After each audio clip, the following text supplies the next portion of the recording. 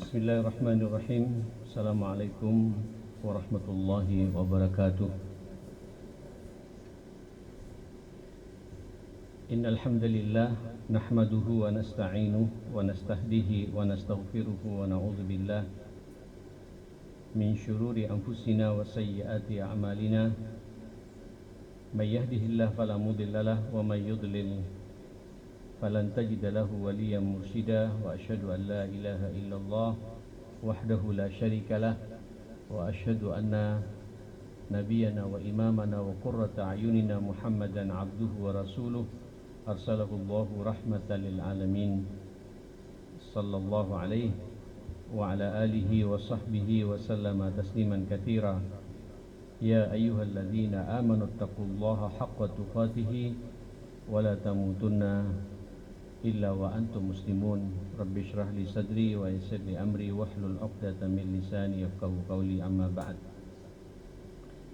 Jemaah sekalian, saya dikasih amanah bahwa setiap Senin ketiga seperti ini akan membedah, membahas, mengkaji kitab Riyadhus Shalihin. Satu kitab yang hampir semua madhab, baik itu Hanafi, Maliki, Hambali dan Syafi'i, semua sangat mengapresiasi dan menjadi rujukan terhadap kitab ini. Yaitu satu kitab yang ditulis oleh seorang ulama besar yang hidup di abad yang ke-6. Beliau ini tidak panjang umurnya, berumur hanya 45 tahun, dari tahun 631 Hijriah sampai 676, berarti hanya 45 tahun umurnya. Namanya Yahya atau Syekhul Islam Muhyiddin Abu Zakaria. Nama aslinya adalah Yahya ibn Sharaf ibn Murai ibn Hasan ibn Husain ibn Muhammad bin Jum'ah bin Hizab An-Nawawi. An-Nawawi ini nama sebuah daerah di sebuah pinggiran kota di Damaskus di Suriah, yang saat ini alhamdulillah Suriah sudah mulai menunjukkan sebuah negara yang berdaulat, insyaallah. Mudah-mudahan terus-menerus begitu. Allah berkehendak buat masyarakat dan negeri Syria. Ini adalah tempat lahirnya Imam An-Nawawi rahmatullah alaih. Jemaah sekalian, Imam An-Nawawi atau Abu Zakaria Yahya bin Sharaf ini perlu kita kaji biar kita tahu siapa sosok orang ini, kenapa bukunya kemudian sangat fenomenal, dan semua ulama, semua negara dimanapun berada, kitab ini selalu menjadi kajian utama. Beliau lahir di daerah namanya Nawah, makanya dinamakan Nawawi, aslinya dari Nawah, di bulan Muharram pada tahun 631 Hijriah. Ya, dari dua orang tua yang memang dua-duanya, ayah dan ibunya adalah orang tua yang sangat baik, min abawaini salihain.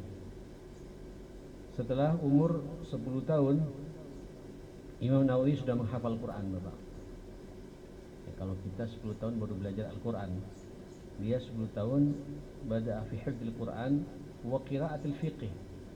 Bahkan umur 10 tahun sudah belajar ilmu fiqh an ba'di ahli ilmi hunak, di pakar-pakar fikih di daerah Syam situ, jamaah sekalian, di Syria situ. Wa sadafa an marra bi tilkal qaryah Asy-Syaikh Yasin bin Yusuf Al-Marakizi. Saat itu ketika dia dibawa sama orang tuanya melihat anak ini yang namanya Yahya Abu Zakaria ini, Imam Nawawi ini, diperhatikan ya, bagaimana ketika dia sedang bermain dengan teman-temannya yang lain. Yakrahunahu 'anil la'bi wa huwa yahrab minhu ma yabki liqaihim. Tak suka, karena kebiasaan anak kecil ya mak sekalian itu dunianya dunia bermain, sementara Nawawi ketika bermain kemudian memojok, dia mengulang hafalannya ya mak sekalian. Memang istimewa, kayaknya memang Allah persiapkan kepada orang ini. Wa yaqra'ul Qur'an, ya, kemudian menghafal kitab-kitab fikih sehingga tidak disukai oleh teman-temannya yang lain. Fadhahaba ila walidihi wa nasahahu, kemudian Syekh Yasin bin Yusuf ini salah seorang ulama yang ada di situ menasihati kepada orang tuanya, alangkah indahnya kalau anakmu ini, Yahya ini, Imam An-Nawawi ini secara khusus sudah difokuskan saja belajar ilmunya Allah Subhanahu wa taala. Fastajabalah, direspon permintaan ini. Pada tahun 1649 Hijriah dibawa oleh ayahnya ke tempat kota Damaskus, Dimasyq, untuk kemudian menyempurnakan mencari ilmu di sebuah sekolah namanya Darul Hadis. Wasakan al-madrasah ruhiyah. Tidak hanya itu, katanya paginya di sekolah itu, sorenya belasuk di sekolah-sekolah yang menata kehidupan rohaninya.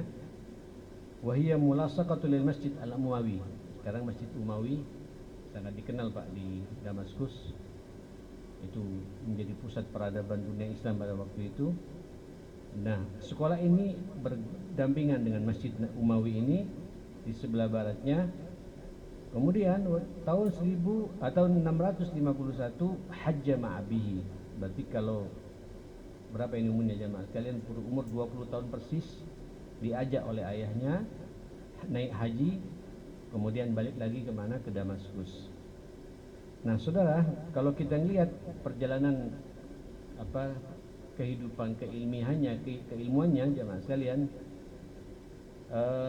pada umur 24 tahun tawalla masyikhat adil hadis wa tadris, sudah dia diangkat Pak secara otomatis karena kecerdasannya, sudah hafal Quran sejak umur 10 tahun, belasan tahun sudah menguasai ilmu-ilmu fikih. Maka didaulat pada waktu itu di Masjid Umawi ini, beliau diangkat di Darul Hadis menjadi seorang guru besar, ngajar di situ ya, sampai kemudian beliau meninggal dunia di situ jemaah sekalian. Dikenal tamayyazat hayat an-Nawawi al-ilmiyah ba'da wusulhi ila Dimashq bi thalathati umur. Dikenal dengan 3 hal. Ya, keunikan ilmu yang dimiliki oleh Nawawi. Yang pertama apa? Al-jiddu fi talabil hadis, fi talabil ilmi. Sangat serius ketika belajar, menggali ilmunya Allah Subhanahu wa taala. Dari awal kehidupannya sejak umur 10 tahun sebagaimana saya sampaikan tadi, sampai masa mudanya, sampai kemudian dia menjadi seorang guru besar. Ya, bahkan wa asbaha yajid fi ladzati la ya'diluha ladzah. Ilmu bagi dia sudah kelezatan. Satu hari katanya kalau tidak baca kitab, tidak baca buku, ada yang kurang dalam hidupnya jemaah sekalian. Dia sangat serius membaca kutu buku, menghafal ya. Waqad hafizat tanbih fi arba'ati ashhur wa nis. Jadi kitab tanbih ini jemaah sekalian, kitab yang ditulis Imam Asy-Syafi'i, ada 12 jilid itu jemaah sekalian, itu dibaca hanya waktu 4 bulan setengah. Wa hafidha rub'ul ibadat min al-muhadzab, kitab al-muhadzab ini lebih banyak lagi, puluhan kitab jemaah sekalian. Saya di rumah juga punya, diletakkan di di perpustakaan mahasiswa saya. Dan wabaqis sunnah itu dalam waktu tidak sampai 1 tahun.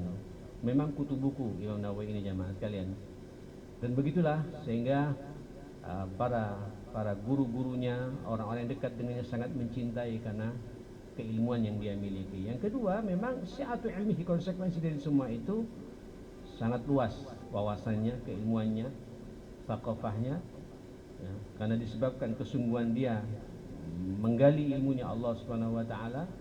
Dan kemudian waqad hadatsa tilmidhihi Alauddin bin Attar an fatrat tashil wa talab annahu kana yaqra kulla yawm 12 darsan. Bayangkan Bapak, katanya setiap hari dia belajar setiap hari di 12 pelajaran dari masyayikh, dari guru-guru besar yang ada di Damaskus. Ya, apa itu? Darsaini fil wasit. Al-wasit ini Pak kitab fikih. 2 pelajaran atau 2 jam kalau bahasa kita jemaah sekalian, kitab fikih. Wa thalithan fil muhadzab. Muhadzab ini fikih dan akidah.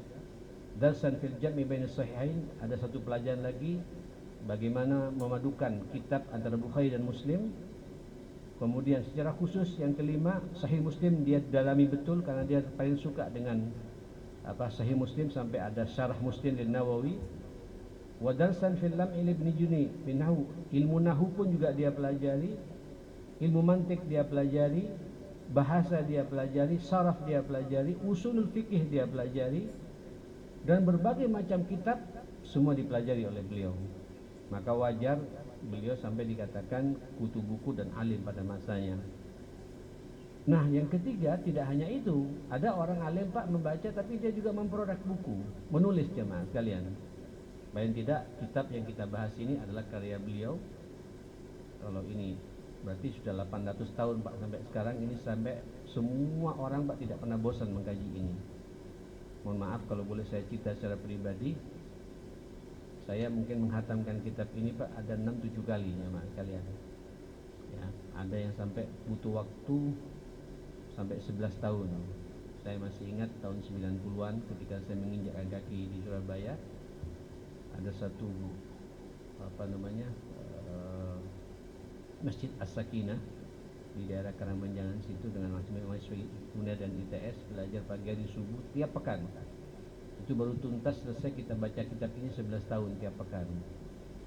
Sementara saya di sini tiap bulan, Pak. Saya nggak tahu mau jadi berapa ini. Tiap pekan 11 tahun. Kalau tiap bulan Pak berarti kalikan 4 bisa 44 tahun baru kita tuntas. Tapi insya Allah saya mencoba untuk meringkas kitab ini. Insya Allah sesuatu yang pengulangan hadis akan saya satukan dan saya mencoba untuk menerangkan sedetail mungkin insya Allah. Kemudian dari situ gharazati intajihi, dia produktif Pak dalam menulis kitab. Ya, banyak sekali kitab-kitab yang sudah dia tulis. Yang jelas kitab apa? Wuduhul Afkar, Al-Insaf fi Ara'il Fuqaha, ya. Kemudian Syarah Muslim, ya. Syarah Muslim, Al-Majmu' Syahrul Muhadzab, Riyadhus Shalihin yang kita bahas ini, wal Adhkar, Tahdhib Al-Asma' wal Lughat, Al-Ba'in An-Nawawiyah, Al-Minhaj fil Fiqh dan lain sebagainya. Ini bayangkan Bapak, pada waktu itu kita kertas tidak sedahsyat saat ini jemaah sekalian. Belum ada komputer, belum ada tulisan tangan semua masyarakat muslimin. Sekian banyak kitab yang dia tulis. Ya, cuma jangan ditiru Pak. Orang ini begitu sibuknya sampai tidak sempat memikirkan untuk berkeluarga. Nah, di bab ini memang tidak perlu kita contoh ya. Contoh kita Rasulullah tetap, tapi urusan sibuk memang banyak Pak orang-orang kalau jadi pemikir. Saya perhatikan kayak Said Qutb rahmatullah alaih. Said Qutb itu jemaah sekalian, kita lihat dilalnya saja Pak 6 jilid Pak. Saya baca ini tuntas ketika saya masih kuliah di Saudi. Larut Pak ketika membaca kitab ini. Kita terbuai Pak ya. Dibawa memikirkan bagaimana dahsyatnya Allah menciptakan alam semesta ini dan bagaimana furqan kita terhadap kekufuran. Dahsyat. Itu 6 jilid jemaah sekalian. Dan banyak buku-buku kitab, ratusan kitab yang ditulis di dalam penjara jemaah sekalian. Produktif ya. Tapi ya itu saking asyiknya nulis ya, macam tidak sempat berpikir untuk apa? Untuk berkeluarga, sampai akhirnya kemudian dia dihukum gantung oleh pemerintahan Jamal Abdel Nasir di Mesir. Imam Nawawi juga begitu. Nulis terus, belajar, ngajar sampai tak sempat berpikir untuk kemudian berkeluarga. Bab ini jangan kita contoh ya mas sekalian, tapi kita mencontoh bagaimana kandungan dari kitab yang dia tulis ini sangat luar biasa. Akhlaknya dan sifatnya. Bagaimana akhlaknya Imam Nawawi ini jamaah sekalian? Ajma'a ashabihi kutubut tarajum An-Nawawi kana ra'san fi zuhud. Dia sangat zuhud. Apa zuhud ini? Zuhud ini Bapak bukan orang tidak suka dunia. Tidak Pak. Karena kita dilahirkan oleh Allah turun ke dunia untuk ngurus dunia. Tapi dia yakin bahwa dunia ini adalah sarana bagi saya, wasilah bagi saya untuk menuju akhirat. Jadi di dunia tidak menghalalkan segala cara. Zuhud itu Pak meletakkan dunia pada porsinya. Dia mencintai dunia iya, tapi cintanya di tangan Pak, dikendalikan oleh hatinya untuk dibawa ke akhiratnya Allah Subhanahu wa taala. Inilah dikatakan Imam Nawawi sangat zuhud di bab ini. Qudwa fil wara, teladan dalam kehati-hatian dalam beragama, dalam bermuamalah. Adimin nazar fi munasahatil hukam, kalau berbicara, berkomunikasi dengan penguasa sangat tajam, tapi tanpa harus kemudian menjelek-jelekkan jemaah sekalian. Bahasanya menyentuh kepada penguasa jemaah sekalian. Wal amru bil ma'ruf wa nahi munkar, amar ma'ruf nahi munkarnya Pak. Ya baca kitab ini saja kita sudah terkesima jemaah sekalian. Rentetan bab per bab Pak sering nyambung satu sama lain jemaah sekalian. Ini menunjukkan kejeniusan orang ini. Ya. Wa yatibu lana fi hadhihi ajalah fi hadhihi nawi an natawaf ma'a hadhihi sifat muhimmah. Apa sifat yang zuhud ini? Qala tafarraga an-Nawawi min syahwati at-ta'am wal libas waz zawaj. Nah ini yang saya katakan tadi, memang dia Pak kalau urusan makan, pakaian biasa-biasa saja. Apa yang ada dia makan.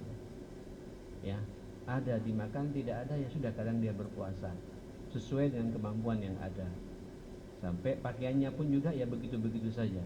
Tidak ada sesuatu yang kemudian berbeda dengan pakaian para ulama-ulama yang lain. Wa wajada ladzat al-'ilmi wa ta'wil al-kafi fi kulli makan. Kenapa? Karena dia memang disibukkan dengan ilmu yang dia dalami sampai tidak berpikir Pak bagaimana menata.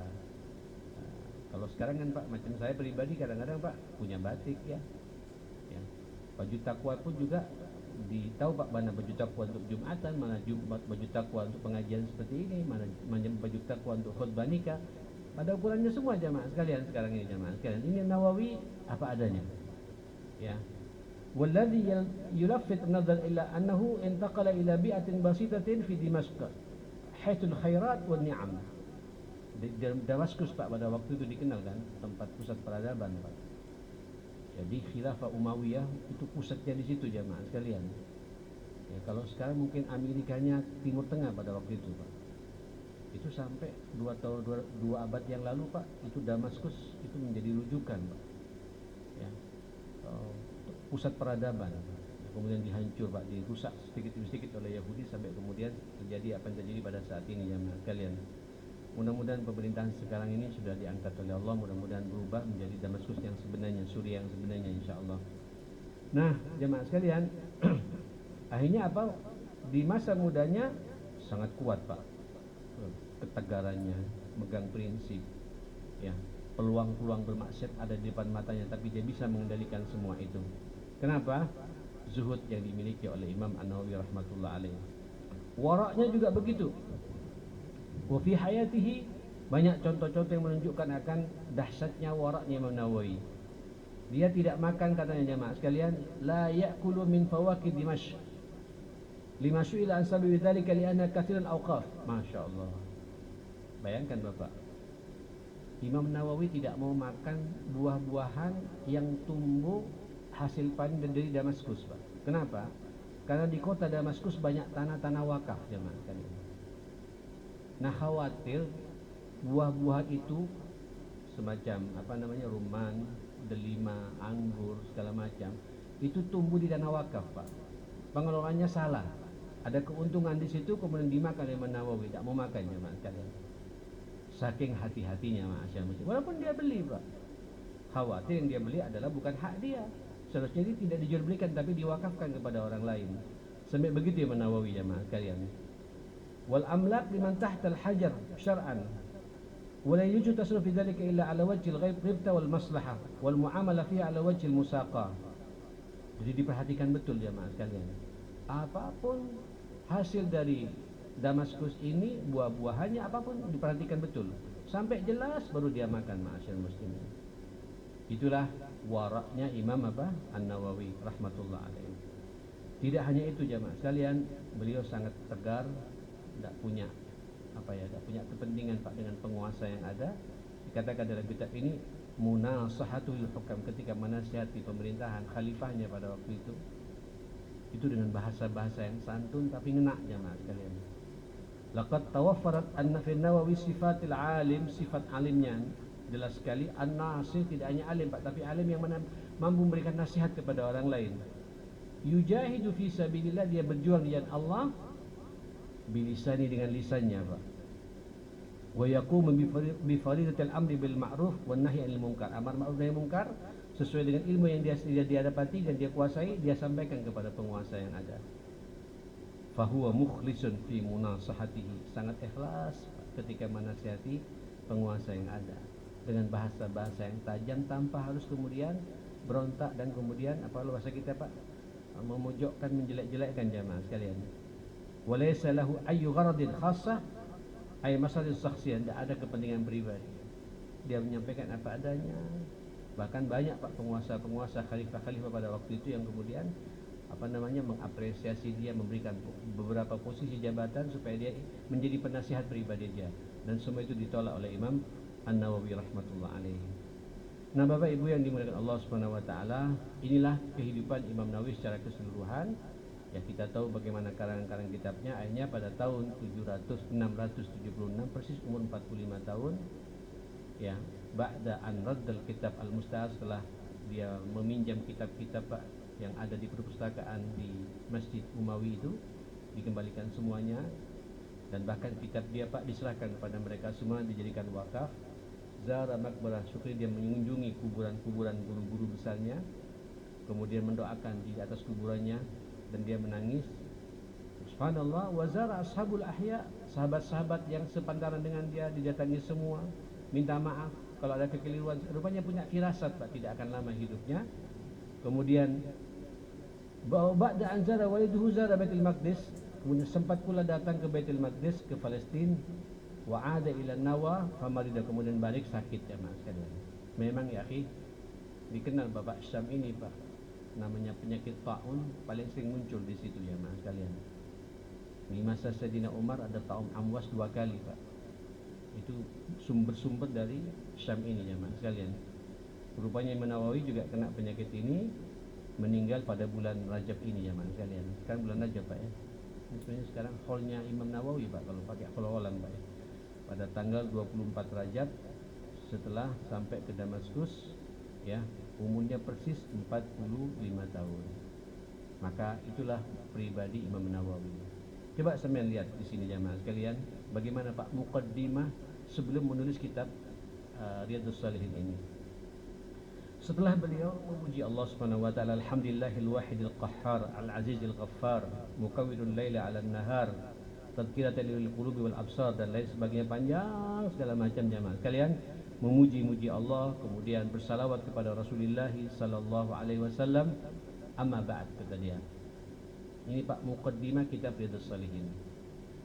Adapun selanjutnya saya tulis kitab ini, dia mengatakan, saya jadi teringat dengan firman Allah, wa ma khalaqtul jinna wal insa illa liya'budun. Aku tidak menciptakan jin dan manusia ini kecuali untuk beribadah. Tolong sadari, kata Imam Nawawi, kita ini hidup di dunia untuk beribadah kepada Allah Subhanahu wa taala.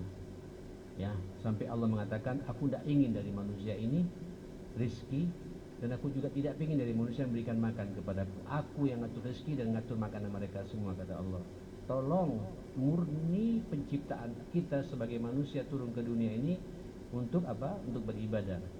Ini Pak yang diingatkan Nawawi kepada kita dalam kitab ini. Hadza, kata beliau, penjelasan yang jelas sejelas-jelasnya bahwasanya kita ini diciptakan oleh Allah untuk beribadah, lil ibadah. Maka sudah menjadi hak kita, kewajiban kita harus tahu Pak apa tujuan penciptaan ini. Kenapa kita diciptakan oleh Allah Subhanahu wa taala? Wal i'radu an hududid dunya bizahada. Ayo sikapi dunia ini dengan zuhud, kata beliau. Dunia ini sudah ada kaplingannya pada masing-masing kita. Bahkan rezeki kita sudah ada takarannya dari Allah Subhanahu wa taala. Tunjukkan mumpung kita masih hidup di dunia ini dengan zuhud, beribadah kepada Allah Subhanahu wa taala. Fa innaha daru nafatin la mahala li, karena dunia ini akan hilang. Minimal Pak, kalau tidak hilang kitanya mati duluan Pak. Ya, kalau kita merenung Bapak Ibu, coba lihat Pak, kakek nenek kita sudah dipanggil oleh Allah Subhanahu wa taala ya. Diganti oleh abah kita Pak, abah kita, ayah kita, sebagian kita sudah dipanggil. Macam saya Pak, orang tua saya, ayah ibu saya dipanggil oleh Allah Subhanahu wa taala. Saya menjadi orang tertua Pak di keluarga besar saya saat ini. Ya kan? Nanti saya akan mati pula Pak. Tidak ada, akan kekal di dunia ini ma'asyar muslimin. La mahalu ikhlad, bukan tempat untuk kekal. Wa markabun uburun la manzilah hubur, ini tempat kita menyeberang menuju akhirat, kata beliau itu. Wa masyra'un infisamin la mutin dawam, ini proyek Allah bagi kita untuk kita jalani. Tunjukkan ibadah kita, dan tidak selamanya kita akan begini, kata beliau. Kalau kita sadar ini, pasti kita menjadi orang-orang yang ahli ibadah. Hidup ini untuk ibadah kepada Allah Subhanahu wa taala gitu. Apapun. Ya, kita ngantor Pak, ibadah. Kita berolahraga, ibadah. Kita makan, ibadah. Tujuannya ke sana Pak. Nanti ibadah yang sebenarnya, ya inilah yang kita laksanakan seperti ini ma'asyar muslimin. Subhanallah jemaah sekalian, qala ta'ala, diingatkan pula Pak, supaya kita lebih tajam lagi mensikapi dunia ini. Innama mathalul hayatid dunya, perumpamaan kehidupan dunia ini sama seperti air yang Allah turunkan dari langit, kemudian bergabung Pak di muka bumi ini, menyirami bumi ini jemaah sekalian. maka tumbuhlah tumbuh-tumbuhan, padi segala macam yang dimakan oleh manusia dan binatang ternak. Begitu selesai, kemudian Pak tidak akan abadi ya, menguning terus tidak bisa lalu lagi. Begitulah kehidupan dunia jamaah sekalian. Ya, kita Pak hidup ya, ayo mumpung diberi oleh Allah ladang Pak, bertanamlah di sini. Kira-kira yang kita tanam ini bisa kita panen tidak di akhirat nanti, ma'asyar muslimin. Ini yang diingatkan oleh Imam An-Nawawi rahmatullah alaihi. Saudara, kata beliau, kalau sudah kita tahu keadaan dunia dan sifat dunia ini dan keadaan kita juga di dunia ini, kata beliau, dan kenapa pula kita diciptakan oleh Allah Subhanahu wa taala sebagaimana saya tulis tadi, kata beliau, maka wajib bagi kita ya untuk kemudian mengendalikan diri kita ini dengan pilihan-pilihan yang Allah tawarkan kepada kita. Kita ikuti Pak jalan orang yang punya akal pikiran yang cerdas, kata beliau gitu. Maslak ulin nuha wa yatahabbab wa yata'ahhaba lima asyartu ilai wa yahtamu lima nabahtu ilai. Ayo kita perhatikan, kalau kita ingin mulia, kembali ke jalan Allah. Kalau tidak, kita akan dihinakan oleh Allah Subhanahu wa taala gitu. Maka sebaik-baik jalan untuk semua itu, sebaik-baik petunjuk yang kita jalankan dari semua jalan-jalan ini, kata beliau, tidak ada jalan lain. Kita mengikuti Pak cara hidup yang dijalankan oleh cara hidup Rasulullah sallallahu alaihi wasallam dan generasi-generasi pertama itu para sahabat ridwanullahi alaihim, para sabiqin, tabi'in dan tabi'in salawatullahi wasallamuhu alaihi. Nah, dari situ saya menulis kitab ini, kata beliau. Saya berangkat dari sebuah pedoman wa ta'awanu 'alal birri wat taqwa. Bahkan Nabi mengatakan kepada kita, wallahu fi 'aunil 'abdi maka al-'abdu fi 'auni akhi. Allah akan menolong hambanya kalau kita suka menolong hamba yang lain. Mudah-mudahan buku ini menjadi penolong buat kita semua, kata Imam Nawawi gitu. Bahkan beliau, Nabi mengatakan, man dalla ala khair, barang siapa memberikan petunjuk kepada kebaikan, mithlu ajri fa'ilhi, sama dengan orang yang melaksanakan kebaikan itu, pahalanya juga sama. Jadi berharap kitab ini jemaah sekalian, dan kita merenungi apa yang ditulis oleh beliau, kita mengamalkan, Pak, pahalanya mengalir semuanya kepada Imam Nawawi. InsyaAllah jemaah sekalian, saya kaji Pak pagi ini Pak, sebanyak orang yang hadir di sini sampai juga mendapatkan pahalanya Pak, ngalir kepada saya juga ngalir kepada Imam Nawawi pula, tentu juga ngalir kepada Rasulullah sallallahu alaihi wasallam. Wallahi, kata beliau, li ayyahdiyallahu bika rajulan wahida, engkau bisa memberikan petunjuk hidayah, menyampaikan hidayah Allah pada satu orang saja, itu lebih berharga daripada dunia dan isinya gitu. Maka saya melihat dari situ semua, dari hadis-hadis ini, dari arahan Allah yang seperti itu, untuk menulis kitab ini, Riyadhus Shalihin, yang terkumpul dari hadis-hadis yang sahih ya, yang akan memberikan jalan yang baik buat kita semua ke akhiratnya Allah Subhanahu wa taala. Di kitab ini ada adab-adab batin, adab-adab zahir ya, ada anjuran yang kuat untuk mendekat kepada Allah, ada teguran yang kuat pula untuk menjauhi larangan-larangan Allah Subhanahu wa taala. Di kitab ini berkumpul hadis-hadis tentang zuhud, kemudian bagaimana mengolah jiwa kita, kemudian menata akhlak kita, membersihkan hati kita ya, kemudian bagaimana juga menjaga performa fisik kita untuk semuanya mengikuti arahan Rasulullah sallallahu alaihi wasallam. Saya insyaallah, kata beliau, akan komitmen ya, tidak akan menulis satu hadis pun dalam kitab ini ya, kecuali saya yakin hadis ini sahih kondisinya, bukan hadis yang palsu, bukan hadis yang dhaif. Luar biasa jamaah sekalian. Bahkan katanya jamaah sekalian, sebelum dia menulis kitab ini, Bapak Ibu yang dimuliakan Allah Subhanahu wa taala, dia katanya istikharah dulu, Pak. Ya, pas tidak hadis ini kalau kemudian dimasukkan di bab ini gitu. Makanya wajar jamaah sekalian kalau kemudian bab demi bab yang kita bahas nanti dalam kitab ini semuanya Pak mengena terhadap kehidupan kita semua. Kita berdoa pada Allah Subhanahu wa taala, mudah-mudahan pengarang kitab ini dirahmati oleh Allah Subhanahu wa taala, dan kita juga kecipratan pahalanya Pak ya. Dan insyaallah mulai bulan depan kita akan masuk di bab pertama. Wa subhanallah Pak, bab yang dia tulis pertama kali sebelum berbicara bab-bab yang lain apa? Bab ihdharun niyah awil ikhlas, bab pentingnya kita menghadirkan niat Pak, menjaga keikhlasan kita. Inilah inti utama amal-amal kita di dunia. Sebelum melihat yang lainnya Pak, lihatlah hati kita. Untuk apa kita beramal ini? Untuk apa kita salat? Untuk apa kita pengajian? Untuk apa kita bekerja? Kalau niatnya karena Allah, maka kita akan mendapatkan Allah dan Rasulnya atas izin Allah Subhanahu wa taala. Detailnya kita sambung lagi insyaallah di pertemuan berikutnya. Mudah-mudahan kita semua dalam lindungan Allah Subhanahu wa taala. Amal-amal soleh kita semua diterima oleh Allah Subhanahu wa taala dan dosa-dosa kita juga diampuni oleh Allah Subhanahu wa taala. Dan semoga pula nanti hadis demi hadis yang kita kaji ini tidak hanya kita kaji, tapi mampu kita mengamalkan dalam kehidupan kita sebagai sanggup kita ke surganya Allah Subhanahu wa taala. Rabbana atina fid dunya hasanah wa fil akhirati hasanah wa qina adzabannar. Rabbana ighfir lana wa tub 'alaina innaka antat tawwabur rahim. Allahumma arinal haqqo haqqan warzuqna ittiba'a wa arinal batila batila warzuqna ijtinaba ya rabbal alamin. Allahumma inna nas'aluka al-huda والتقى والعفاف والغنى اللهم إنا نعوذ بك من جهد البلاء ودرك الشقاء وسوء القضاء وشماتة الأعداء برحمتك يا أكرم الأكرمين ويا أرحم الراحمين صلى الله على محمد وآله وصحبه وسلم الحمد لله رب العالمين. Ini mukaddimah dari saya kitab Riyadhus Shalihin ini.